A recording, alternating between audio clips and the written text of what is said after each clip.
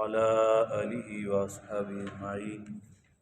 اللہ رب العزت کا بےحد لامتناہی بے حد و بے حساب شکر ہے جس نے ہم سب کو تعلیم قرآن، تفہیم قرآن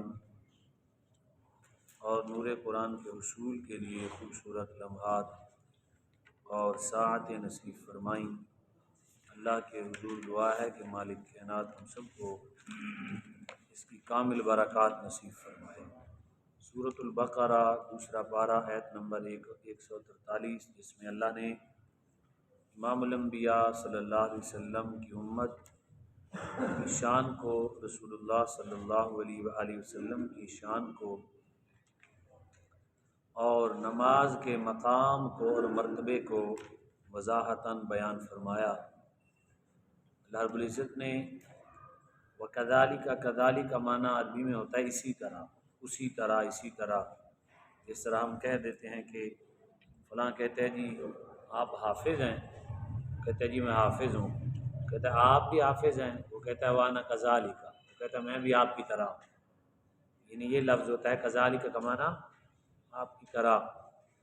پیچھے سے کیونکہ بات ہو رہی تھی کفار کی اور وہ باتیں کر رہے تھے قبلے کے بارے میں کہ ان کا منہ ادھر کیوں چلا گیا ہے، تو اللہ رب العزت نے فرمایا ہم نے جس طرح یہ کام کیا ہے نا کہ بیت المقدس سے ہٹا کر کعبے کی طرف رخ انور کا حکم دیا ہے، اسی طرح ہم نے اس امت کو بھی مرتبہ عطا کیا ہے۔ ہم تو مالک ہیں، جسے چاہیں جو مقام عطا کریں، تو کذالک کا معنی ہے اسی طرح۔ جعلنا ہم نے بنایا، جعلنا ہمارا سبق نمبر 11 ہے۔ جعلا، جعلا، جعلو، جعلتا، جعلتما، جعلتم، جعلتو، جعلنا، بنایا ہم نے تم سب کو۔ قیامت تک آنے والے اس وقت ہم مخاطب ہیں، ہمیں کہا گیا امتاً وسطاً، میں خیر کی امت، خیر والی امت، بہتر امت، افضل امت، متوسط ہر معاملے میں توسط رکھنے والی، معتدل ہر معاملے میں، نہ انتہا کو پہنچے نہ تشدد کرے، درمیان میں اپنے معاملات کو درست کرنے والی یہ امت ہے۔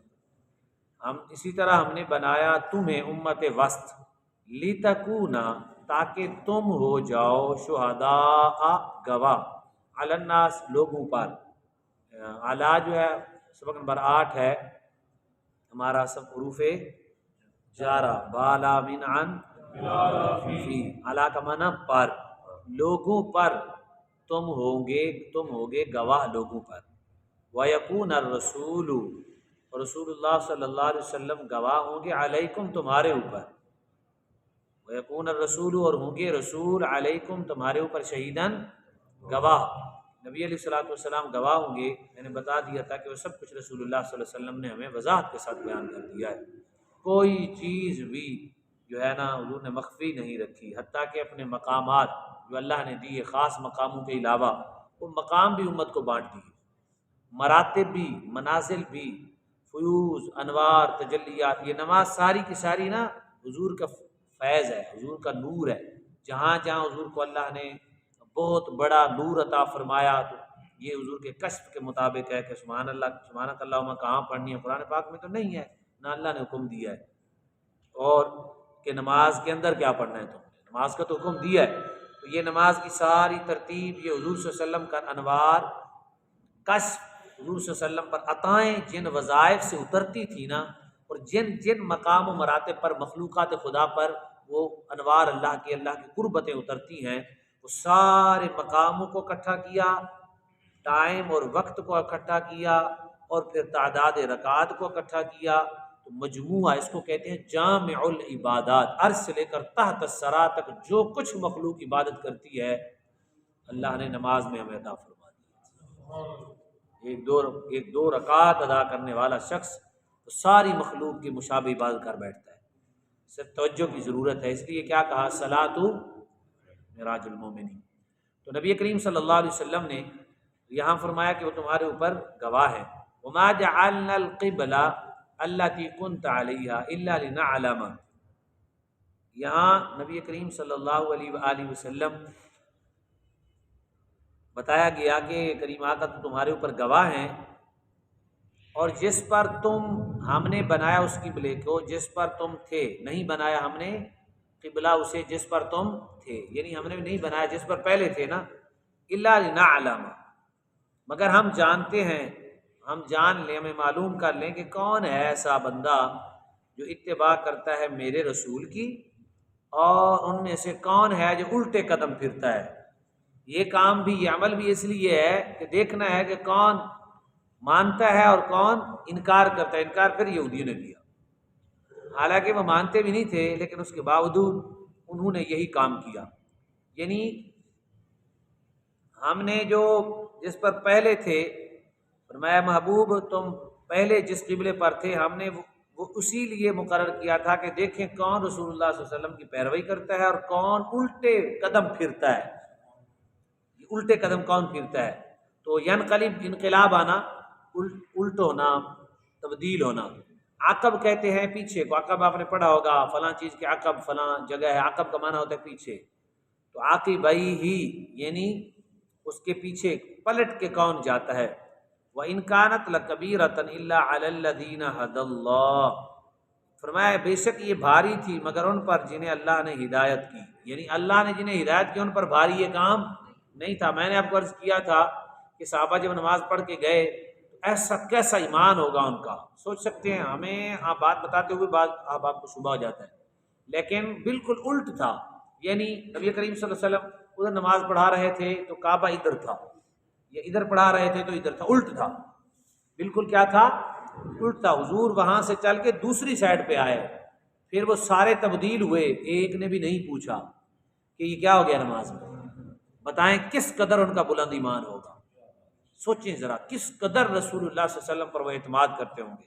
ہمارے یہاں تو مسلمان اب بس سائنس کے پیچھے لگے ہوئے ہیں، کوئی چیز سائنس میں مل جائے تو اس پہ عمل کر لیتے ہیں، سائنس میں نہ ملے تو پھر چھوڑ دیتے ہیں۔ بعض احباب کے سائنس میں اس کے کتنے فوائد ہیں، وہ مل جائیں تو ٹھیک ہے۔ صحابہ کرام جو کامیاب ہوئے ہیں وہ اس وجہ سے نہیں، وہ اس وجہ سے کہ وہ رسول اللہ کو مانتے تھے، بس نبی علیہ السلام نے جو فرما دیا۔ اب دیکھیں ممکن ہے کسی نے نہیں پوچھا، یہ ہے امت وسط، امت وسط کسی نے نہیں پوچھا۔ پھر صحابہ نماز پڑھ کے گئے تو کچھ لوگ اقصیٰ کی طرف جو ہے نا بیت المقدس کی طرف منہ کر کے نماز پڑھ دور سے انہوں نے آواز دی بھی قرآن کی آیت آ گئی ہے، اللہ کا حکم آ گیا، اب کعبے کی طرف منہ کرنا ہے، تو وہیں کھڑے ہوئے لوگوں نے ادھر ہی منہ پھیر لیا تھا۔ انہوں نے بھی نہیں کہا تاکہ تحقیق کریں فلاں، ایک دوسرے پر بھی اتنا اعتماد تھا ان کو، ایک دوسرے پر، یعنی اس قدر اپنائیت تھی اور اس قدر سچائی تھی ان کے اندر کہ ہر بات پر وہ جان دے دیتے تھے۔ اس لیے یہاں اللہ رب العزت نے فرمایا کافروں پر تو بوجھ رہا، اہل ایمان خوش ہو گئے، فرمایا ان پر بوجھ نہیں۔ وما كان الله ليضيع ایمانکم، اللہ کی شان نہیں ہے کہ وہ تمہارا ایمان اکارت کرے۔ یہاں ایمان سے مراد ایمان نہیں ہے، یہاں ایمان سے مراد نماز ہے۔ ایمان سے مراد کیا ہے؟ نماز ہے۔ یہاں نماز کو ایمان کہا گیا، اتنا مقام ہے نماز کا۔ یعنی یہ نہیں اللہ تعالیٰ یہ نہیں چاہتا کہ تمہارا ایمان ضائع کر دے، یعنی تمہاری نماز ضائع کر دے، ایک بار ادھر ادھر ادھر، ایسا نہیں ہے۔ اللہ تمہاری نماز ضائع، اس کی شان ہی نہیں ہے، وہ تمہاری نمازیں نہیں ضائع کرتا، تم خود کرو لیکن وہ نہیں کرتا۔ تو یہاں ایمان سے مراد نماز ہے۔ نماز کی اسلام میں بہت بڑی اہمیت ہے۔ نبی علیہ السلام کے پاس ایک قبیلہ آیا، انہوں نے آ کے کہا کہ ہم ایمان لاتے ہیں لیکن ہماری چند شرائط ہیں۔ نبی علیہ السلام نے فرمایا بتائیں؟ انہوں نے کہا ہم جہاد نہیں کریں گے۔ حضور نے فرمایا چلو ٹھیک ہے تم کلمہ پڑھو۔ انہوں نے کہا جی ہم جو ہے وہ زکوٰۃ وغیرہ بھی ابھی نہیں دے سکتے۔ حضور نے فرمایا چلو ٹھیک ہے تم کلمہ پڑھو۔ انہوں نے کہا کہ ہم نماز بھی نہیں پڑھیں گے۔ نبی علیہ السلام نے فرمایا وہ کون سا دین ہے جس میں نماز ہی نہ ہو؟ جہاد کی اس وقت ضرورت تھی، پیسے کی اس وقت ضرورت تھی۔ رسول اللہ صلی اللہ علیہ وسلم نے فرمایا چلو کوئی بات نہیں، یہ نہیں پڑھیں گے ان کی اولاد ٹھیک ہو جائے گی نا، چلو ایمان تو ملتا ہے۔ حضور کو اللہ رب العزت نے ایک تصرف شریعت کے اندر دیا، لیکن نبی کریم صلی اللہ علیہ وسلم نے فرمایا وہ کون سا دین ہے جس میں نماز نہیں ہے؟ فرمایا جس دین میں نماز نہیں اس میں تو خیر ہی نہیں ہے، تم تو خیر سے محروم ہو جاؤ گے۔ حضور نے ان کا ایمان ہی قبول نہ کیا نماز کے پیچھے۔ کریم آقا و مولا صلی اللہ علیہ وسلم، حضور کی حدیث ہے کہ جو جماعت کے ساتھ نماز نہیں پڑھتے، حضور فرماتے ہیں میرا دل کرتا ہے کسی کو میں مصلی امامت پہ کھڑا کروں اور لکڑیاں اکٹھی کرا کے ان گھر کو آگ لگا دوں، بچوں اور بوڑھوں کا خطرہ نہ ہو۔ تو بتائیں حضور صلی اللہ علیہ وسلم سے ایک بار فرمایا تھا کہ میں چاہوں تو یہ پہاڑ سونا بن جائے۔ ابھی عرب کے لوگ وہاں سے سونا نکالتے ہیں، چاہت کا اظہار کیا، دعا نہیں مانگی۔ کافروں کو کہا کہ اگر میں چاہوں تمہیں مجھے یہ دنیا کی لالچ نہ دو، خود میں اپنے، میرا رب تو بڑا کریم ہے، میں تو رب کا محبوب ہوں، میں چاہوں تو یہ پورا پہاڑ کا پہاڑ سونا بن جائے گا، لیکن میری یہ چاہت نہیں ہے۔ اشارہ صرف کیا تو اللہ نے اسے سونا بنا دیا، صرف اشارہ کیا، آج وہاں سے سونا نکلتا ہے، سونا نکالتے ہیں۔ یعنی نبی علیہ السلام، وہ سچائی اتنی تھی کہ اللہ اتنا خوش ہوا کہ میرا محبوب اس بات میں سچا ہے، اس بات میں وہ سچا ہے، تو سچائی میرے محبوب کی اتنی بلند تھی، اللہ کی بارگاہ میں اس قدر وہ اتنی جلدی پہنچی کہ اللہ نے اسے سونا بنا دیا۔ وہ آج تک لوگ سونا اس سے نکال رہے ہیں۔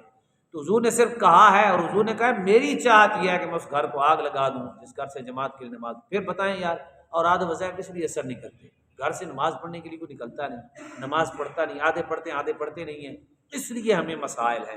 ورنہ تو مسلمان نماز پڑھے اور اللہ کے حرام و حلال کا خیال رکھے تو سبحان اللہ، مسلمان تو بہت بہت بڑا مقام رکھتا ہے، لیکن غافل ہو گیا ہے۔ اس لیے کریم آقا و مولا صلی اللہ علیہ وسلم نے نماز کی ہمیں تلقین فرمائی ہے۔ صحابہ کرام رضوان اللہ تعالی مجمعین اور دیگر جو ہمارے بزرگ ہیں، سلف و صالحین ہیں، وہ تمام کے تمام نماز کی بڑی اہمیت۔